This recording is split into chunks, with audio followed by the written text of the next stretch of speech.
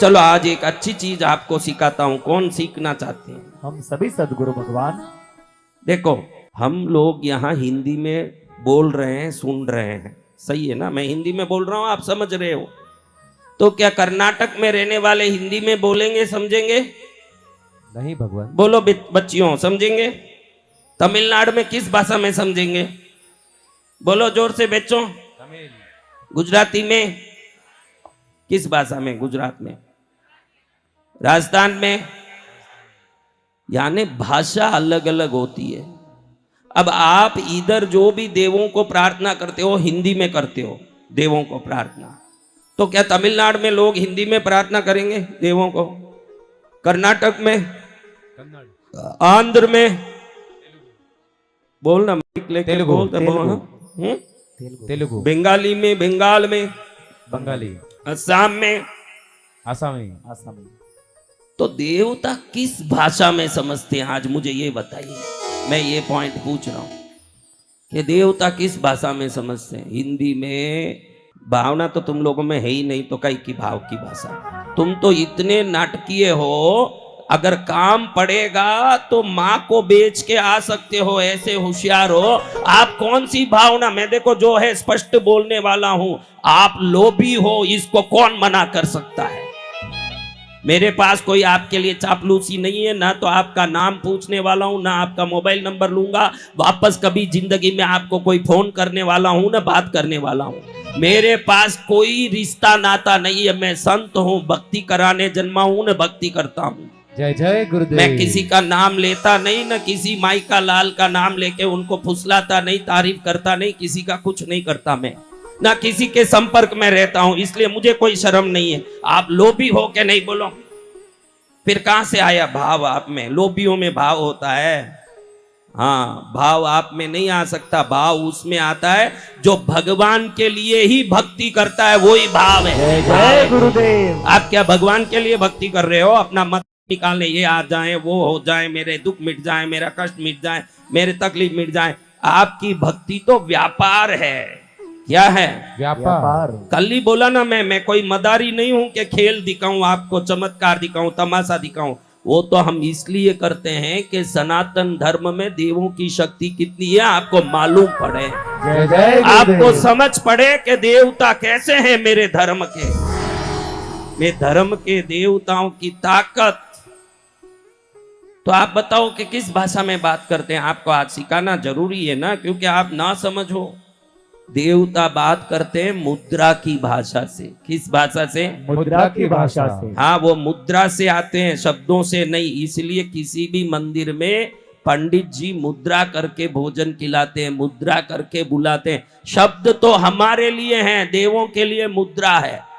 घर में कभी पूजा करो तो पूजा के पहले ऐसे करो, उसके बगैर पूजा करोगे कोई। आपके घर में 2500 साल से नहीं, 25 पीढ़ियों से पूजा होती आ रही है। आप कर रहे हो पूजा, आपके दादा कर रहे, परदादा। कभी कोई देवता आए? नहीं आए। क्योंकि आप बहुत चढ़ा रहे हो, लेकिन वो उन तक पहुंचता नहीं है। आपके चढ़ाने से, आपके दिए जलाने से क्या होगा? देवताओं की पूजा करने पहले आगच्छ आगच्छ, तिष्ठ तिष्ठ, क्या कहना? आगच्छ। ऐसे करते ही उनको आना पड़ता। वो समझ लेते कि मुद्रा जान रहे हैं, मुझे बुला रहे हैं। देवों की भाषा मुद्रा है। क्या है? मुद्रा। मुद्रा से ही बुलाया जाएगा ना, मुद्रा से ही काम सिद्ध होगा। आज आप सबको मैं एक मुद्रा सिखाने वाला हूं, ताकि आपकी जिंदगी मंगलमय हो। जय जय गुरुदेव। कौन कौन मेरे से मुद्रा लेगा? हम सभी सदगुरु भगवान। कौन कौन गुरु दीक्षा ले रहे हैं? गुरु दीक्षा वालों को गुरु दीक्षा भी दूंगा, मुद्रा सबको दूंगा आज। जय जय गुरुदेव। सबको मिलेगी मुद्रा। ये क्या मुद्रा? ऐसी मुद्रा कभी नहीं सुनी होगी। मेरे जीवन में बहुत विघ्न आते हैं, परेशानी आती है। कौन कौन है ये सब? उठाओ हाथ जिनको परेशानी आ रही है, विघ्न आ रही है। सब है, कोई एक ही बाकी नहीं है। एक सुखी वसंत विजय, बस। जय जय गुरुदेव। कोई विघ्न है न कोई बाधा है। विघ्न को विघ्न मानो तो विघ्न विघ्न है। विघ्नेश्वर को याद करो तो सब विघ्न निर्विघ्न है। जय जय गुरुदेव। फिर भी आज मैं आपको विघ्न मुद्रा सिखा रहा हूं। क्या मुद्रा? विघ्न मुद्रा। इसका काम क्या है? रोज 5 मिनट सुबह उठ के टट्टे पेशाब करके स्नान करके नहा धो के फिर 5 मिनट रोज इसको करके बाहर निकलोगे, गुरु की कृपा महती कृपा बन के आपके हर विघ्न को नाश करेगी। जय जय गुरुदेव। कल कितने घरों में गुरुदेव घूम के आए थे? हाँ देखो, हजारों करोड़। हजारों घरों में तो ये गुरुदेव मुद्रा दे रहे हैं, तो क्या साधारण मुद्रा होगी? नहीं गुरुदेव। जब भी ये मुद्रा करोगे, देखो कोई बड़ा कष्ट आए तो ये मुद्रा 15 मिनट करना। 15 मिनट। रोज 5 मिनट करना। कोई बड़ी तकलीफ आ गई तो 15 मिनट करना। इस मुद्रा को करने के बाद तकलीफ दूर हो जाती आती है। मैंने कहा कि देवता मुद्रा की भाषा में बात करते हैं। किस भाषा में? मुद्रा की भाषा में। हाँ, कभी भी कुलदेवी के पास जाओ, कितने लोग कुलदेवी को घर में बैठाए हुए हैं, तो कभी भी कुलदेवी के सामने ऐसे करना चाहिए। कैसे करना चाहिए? ये त्रिशूल मुद्रा है। हर कुलदेवी की मुद्रा यही है। 2 हाथ से नहीं करना, हाँ एक ही हाथ से करना।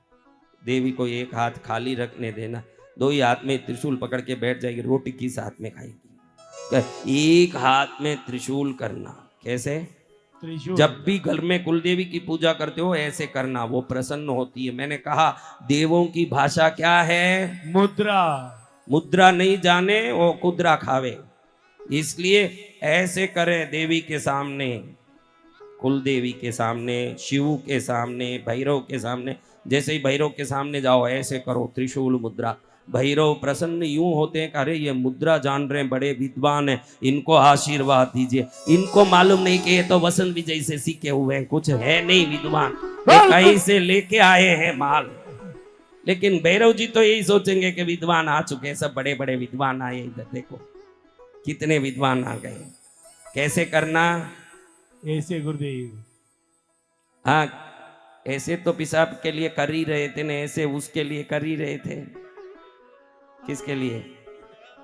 अब ऐसे करना। ऐसे कर लिए न, भैरव जी प्रसन्न, शिव जी प्रसन्न।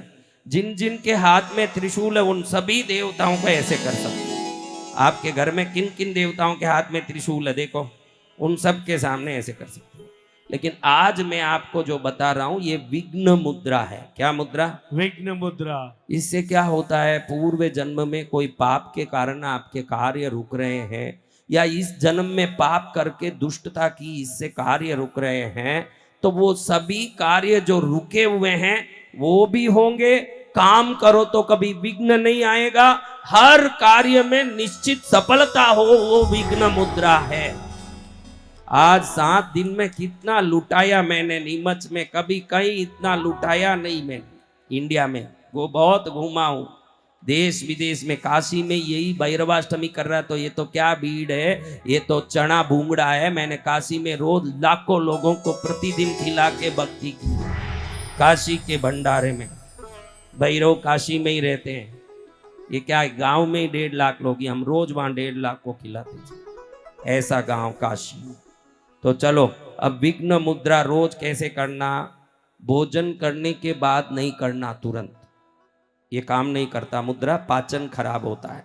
सुबह खाली पेट में 5 मिनट करना रोज।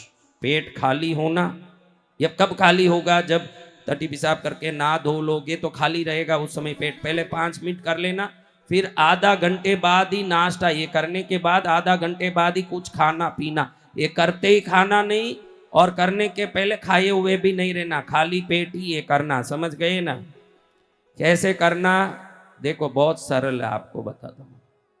मुट्ठी बांधो, बीच की उंगली उठा दो बस, और इसको यहां रख दो। ये उंगली को अंगूठी वाली उंगली पर रखो, अंगूठे को, अंगूठा जो है ना उसको, अंगूठी किस उंगली में पहनते हो उस उंगली पर ऐसे हाथ रखो, रिंग फिंगर। और इस हाथ को, उंगली को नीचे कर दो। अगर ऐसे करोगे तो सभी विघ्न नीचे उतर के धरती में चले जाएंगे। रोज 5 मिनट। शास्त्रों में विघ्न निवारण के लिए बताया हुआ दुर्लभ मुद्रा है ये मुद्रा जिसने किया वो सदा के लिए निर्विघ्न सर्व कार्यों को सिद्ध करता है। किया जी गुरुदेव। विघ्न मुद्रा। क्या मुद्रा? विघ्न मुद्रा। आज आप सबको मैं विघ्न मुद्रा का दीक्षा दे रहा हूं। बोल सदगुरु फ्री भगवान में की। सब फ्री, हर चीज फ्री। लो, क्या मुद्रा है? विघ्न मुद्रा। इसी मुद्रा को ऐसे कर दो तो वो दंत मुद्रा, इसी से विघ्न मुद्रा। दंत यानी गणेश जी की, गणेश जी का दांत, ये दंत मुद्रा है, ये विघ्न मुद्रा। हाथ नीचे करना ऐसे 5 मिनट, ऐसे बैठ के या खड़े खड़े। हाथ नीचे छोड़ दें अच्छे से, और ऐसे खड़े तो हाथ नहीं दुखता है और नीचे रहता है हाथ। आप 7 दिन में देख सकते हो कि आपका कोई भी रुका हुआ काम है वो स्टार्ट हो जाता है, अपने आप दौड़ने लगता है वो काम। ये मुद्रा है विघ्न मुद्रा।